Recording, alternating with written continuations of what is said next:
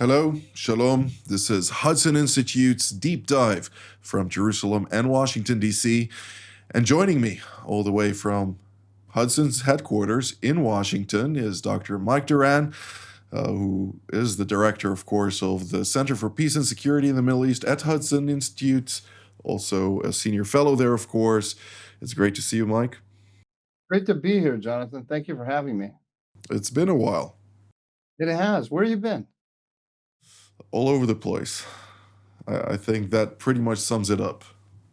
You're not going to tell us your secrets. I'm private that way, but it's been fruitful. It's been fruitful. A lot of meetings, a lot of engagements. Been, of course, in the United States. My wife and two sons joined me for the various engagements there, and also had some time off. Came back to Israel, and there are also more plans still in the making, but time will tell. We'll see how those things evolve, and people will hear about it after it actually happened. So that's usually the way it works. How about yourself? You've been busy with a lot of developments, not only in the Middle East, but also in Washington. Well, they're not my developments. I mean, Israel fought this war or this campaign against Iran, in which it won, and that took up a lot of my time. It was amazing. And then now, of course, we have all the difficulties in Syria. I'm sure you and I are going to talk about that, both those issues, Iran, Syria, and of course, Gaza hangs over our head all the time, doesn't it? It does, unfortunately. There are two camps, it seems. There's this one camp that looks at everything objectively and tries to comprehend reality based on the objective truths from the field. And there's another camp that, for it, truth is subjective. And therefore, it's very hard to maintain that dialogue that actually gets through to those people because, from their perspective, whatever is happening in the field is not necessarily the actual truth. Well, they of course also they just see things very differently. I mean, there's an enormous amount of propaganda going on right now, which is blaming Israel for all of the difficulties in Gaza. I think you and I start from the premise that this war was started by Hamas, and that Hamas has a strategy of defeating Israel, or at least staying alive, which constitutes victory for Hamas, by putting its own civilians in harm's way. The difference between a terrorist army and a democratic army is the democratic army puts its soldiers, and this is Israel, puts its soldiers between its civilians and the terrorist enemy. The terrorist army puts its civilians between itself and the and its enemy. That's the essential difference. And for me, everything else is just commentary after that. Absolutely.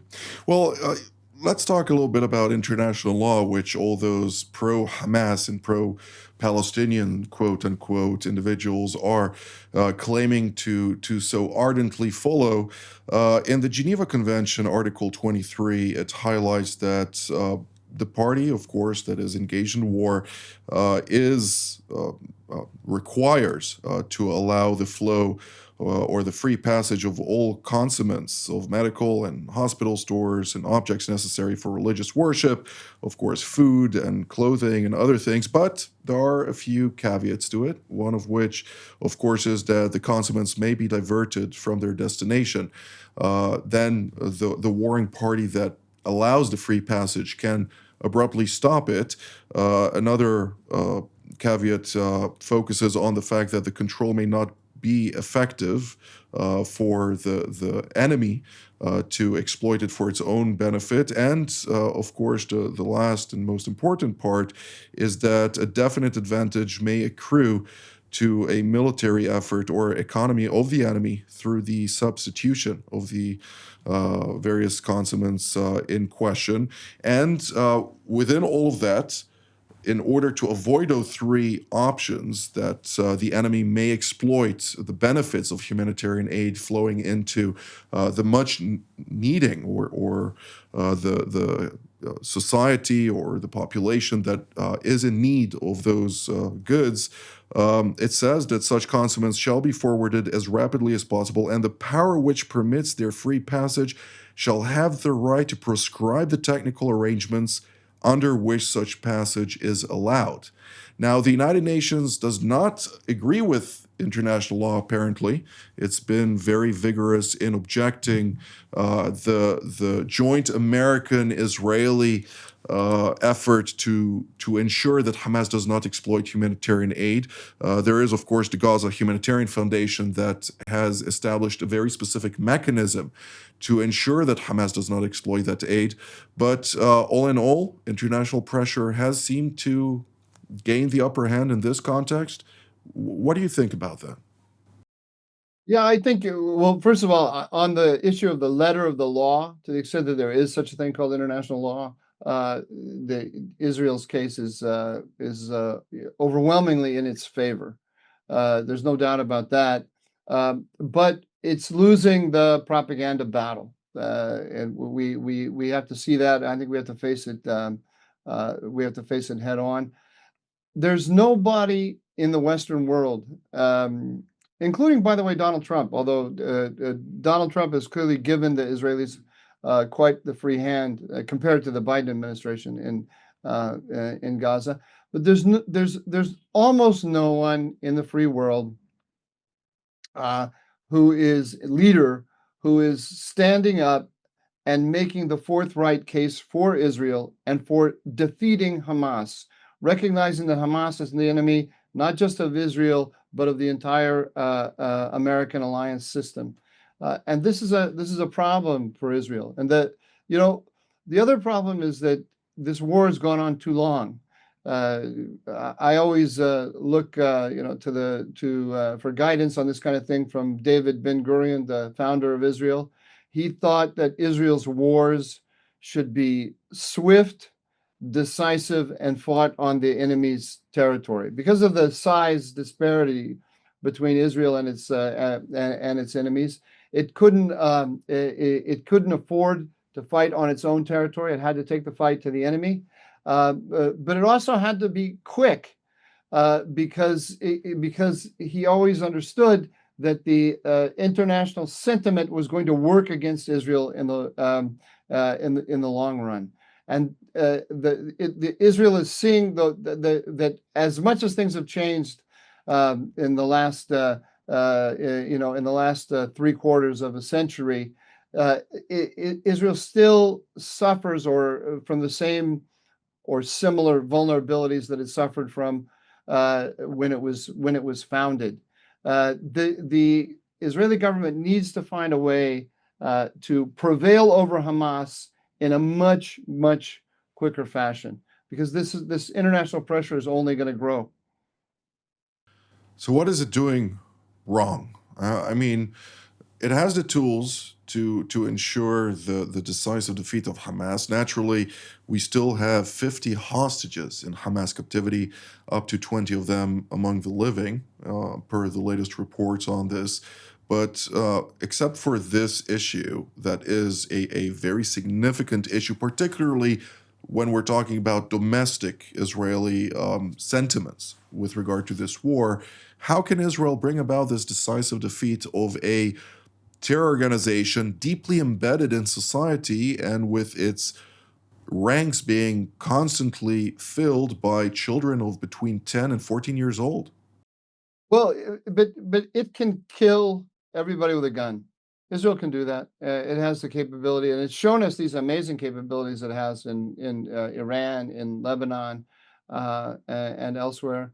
I don't want to second guess the Israeli strategists, because to be fully honest with you, Jonathan, I don't understand exactly what has gone wrong with the strategies Israel has followed so far, and I don't understand fully the restrictions that Israel is placing on it on itself.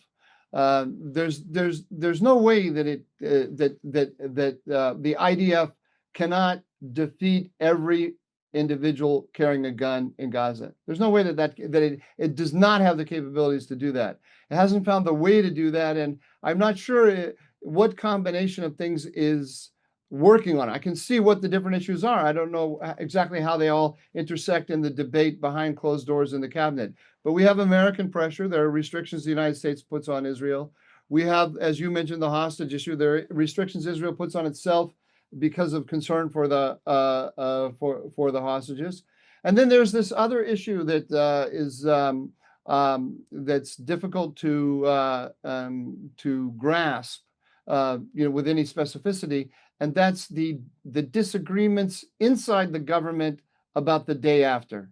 What should should Israel be in? Israel clearly, for some reason, doesn't want to occupy the Gaza Strip. It doesn't want to be responsible for the welfare of civilians. Why? I'm not sure. It probably has to do with the divisions about how this territory should be governed after Hamas is defeated.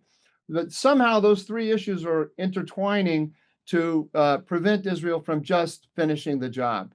Well, it is a hornet's nest, and that is something that Israel has been weary of also prior to October 7th, since it knew there is a boiling problem in the Gaza Strip, also prior to that horrendous day. But nonetheless, it sought to push this issue for a latter date, and it seems that it continues to do so. That's that's the thing is that it's that this issue has to be managed, and it's a really a kind of impossible issue. There's no solution to this. It has to be managed, and I think you're right that there's a kind of always a tendency to say, well, we'll make all the big decisions later. I think some of the big decisions have to be made now. I completely agree, which is obviously also having impact in other sectors of the Middle East. And therefore, let's shift our attention to Yemen, where the Iranian proxy Ansar Allah, dominated by the Houthi tribe in Yemen, has announced that it will now start targeting all international vessels, irrespective of ownership, those that are helping Israel. Same title of its intentions were given prior to attacking pretty much every vessel going through the strategic Strait of Bab el Mandeb. But that was a red line in the arrangement reached between the Trump administration and the Houthis via money mediation when the American campaign against this terror organization ended.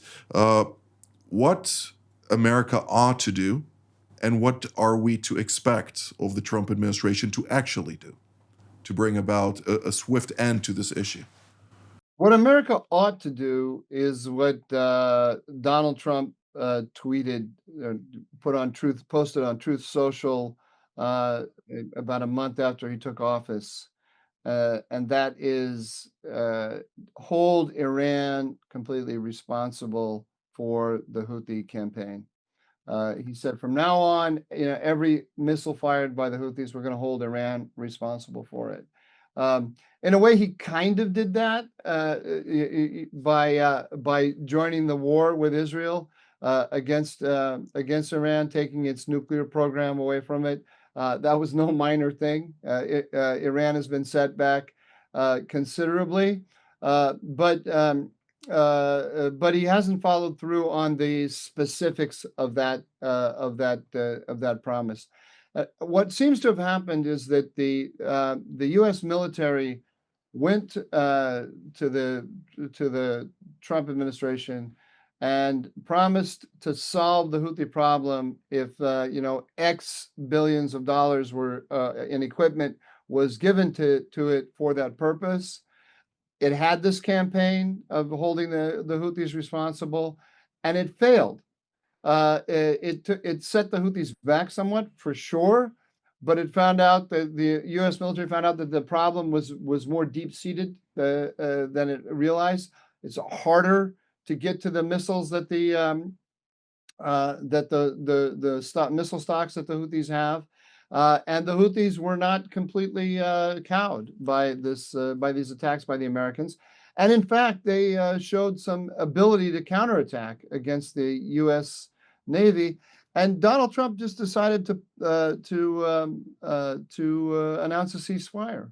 He did that just before he went just before he went on his trip to the Gulf. This was interpreted at the time that he wanted a quiet for his trip to the Gulf.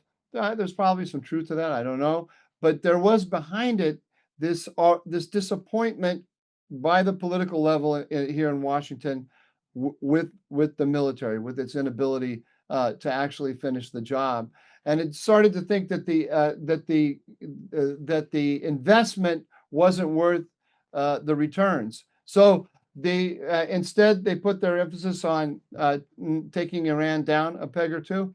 The net result, Jonathan, is that it's now Israel's responsibility. The Houthis. That's just the way it is. Right. Well, it is the way it is. But ironically, during the trip of President Trump to Saudi Arabia, a ballistic missile was launched from Yemen towards Israel and fell short, some say within Saudi territory. And yet we didn't see any type of response from America to this, well, which does speak volumes, or at least the messaging here is problematic when we're talking about Middle Eastern actors or bad actors, non-state actors, particularly, but also state actors, saying here the United States is resorting back to the manner in which the Biden administration conducted its affairs, where multiple strikes were launched towards various installations belonging to CENTCOM, and for every 100 strikes, there was roughly one strike in response. So that was not an equation that speaks volume about resolve, to say the least. Right. No, no, there's no doubt about it. There's um in terms of really deterring the nastiest actors in the Middle East, the Trump administration's record is mixed. I now that sentence came out of my mouth, I didn't like it because I'll take the Trump administration on its worst day over the Biden administration on its best day anytime. Absolutely. What Absolutely. we have now coming from the Trump administration is a far superior policy. I want to make it clear that I think that, but there does need to be a combined U.S.-Israeli strategy for taking down the Houthis. So on that, actually, Mike, if I may interject here, because I think, well, one of the issues was, and that it was also broadly discussed in Washington during that campaign against the Houthis, was the fact that you need boots on the ground in order to deal with such an issue. Now, it doesn't mean that you need American boots on the ground. There is a very robust alliance of anti-Houthi tribes united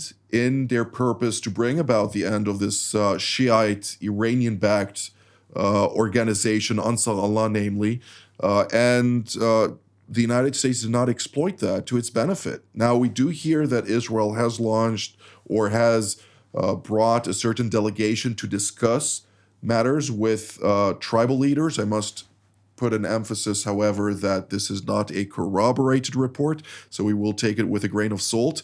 Nevertheless, that would provide some interesting indication if Israel would go down that route and provide both material and aerial support to local tribes fighting against the Houthis, very much like the Saudis and Emiratis did prior to the Biden administration taking office. Exactly, exactly. And I was about to kind of correct myself when I said, the Trump administration isn't doing enough, because I don't actually know what the Trump administration strategy is right now. And I suspect that things like what you're describing could be in the works, so that we don't have to do it with American boots, but you have American political support behind it, political and logistical support behind it. That would be a big difference. The Biden administration's plan for restraining the Houthis was to get a ceasefire in Gaza and to keep open the channel of negotiations with the Iranians. So, in other words, the Biden administration always saw a negotiation with Tehran as the way to tamp down some of these local conflicts that Iran was behind. So the Trump administration does not see the map of the Middle East that way. So it backed off on the tactic of direct American attacks on the Houthis.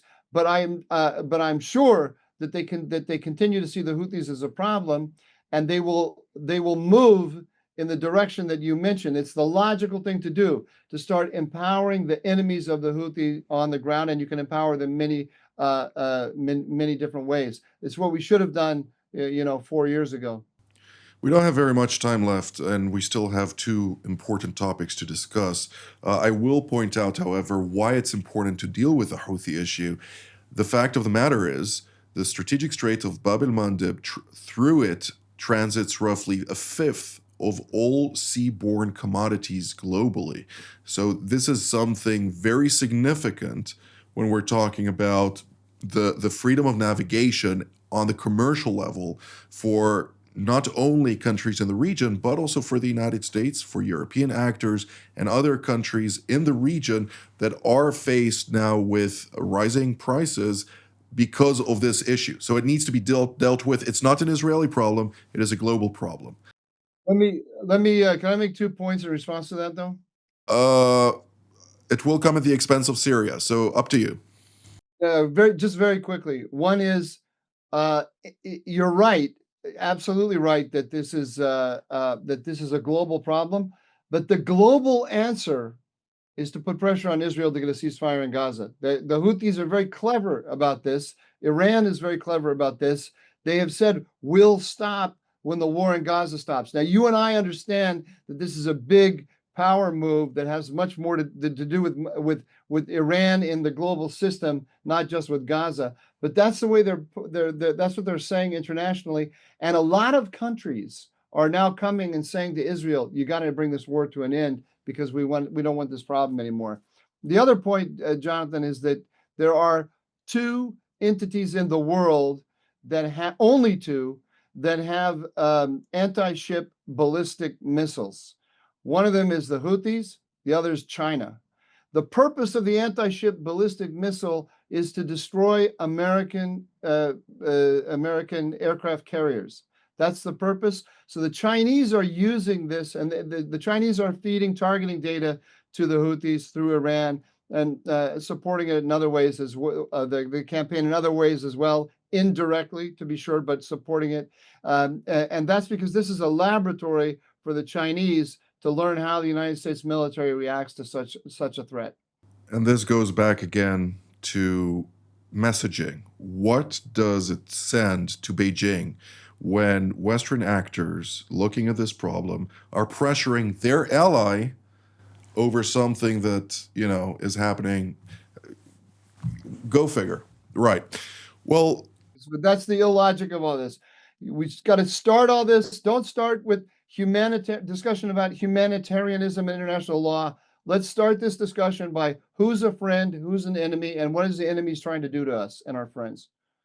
Syria and Lebanon, U.S. ambassador to Turkey, Tom Barrack, has been dealing with those two files. We had a lot of issues, particularly in South Syria, where the Al-Julani regime, or Ahmed al-Shara, depends who identifies him from a reformed or unreformed type of individual, has been very active against Druze and Christians in southern Syria. The massacres, we're still accumulating reports and trying to quantify what actually happened there, but we know that over 31 villages and towns have been totally destroyed, burned to the ground, and displaced many, murdered also many amongst them, civilians, women, children, and also fighters, militants. But nonetheless, it seems like a fragile ceasefire is currently holding with intermediate type of breaches by various actors. What can you tell us about that? Try to do it in a minute and a half, please. Well, there's what it has revealed, Jonathan, is that there's a certain disconnect between the American appreciation of what happened and the Israeli appreciation. The Israelis see the hand of Shara behind the massacre, and possibly the hand of Turkey. They don't have evidence that that Turkey did it, but the Turkish intelligence was involved. But they wonder whether Turkish intelligence was involved. The Americans are not reading it that way. They see the forces. They see this as a local dispute that got out of hand, and that elements that Shara doesn't control came and took advantage of it. And they see the Americans see a contradiction in the Israeli position. On the one hand, the Israelis are saying Shara can't put forces below a certain line because Israel wants a demilitarized zone in the south. On the other hand, Israel is holding him responsible for keeping order, and they see a contradiction there. The Israelis see a double game being played by Shara. There's no easy way to bring the Americans to see it the way the Israelis are interpreting it, or to bring the Israelis to see it the way the Americans are interpreting it. We're going to have to find out mechanisms through negotiation, hopefully, deconfliction mechanisms that will allow the Israelis to protect the Druze from these kinds of attacks, and to arrive at a modus vivendi with the Shara regime. That's what the Americans want, and I can't see the Israelis are being able to budge the Americans from that position. Very interesting indeed. Less than a sentence. Are the Iranians involved here? No evidence of that I've seen, but their propaganda loves it. There's no, I mean, this is anything that sets the great fear of the Iranians is that the Saudis, the Turks, and the Israelis will all be on the same page with regard to Syria, and turn Syria into a country that is completely hostile to any Iranian influence. So they want to bust up this cooperation among these three powers. Well, Mike, this is all the time that we have for today. I'd like to immediately thank you. Thank you. And I'd like to thank all of you at home as well. This has been Hudson Institute's Deep Dive from Jerusalem and Washington, D.C. Until our next edition, from here in Jerusalem. Shalom.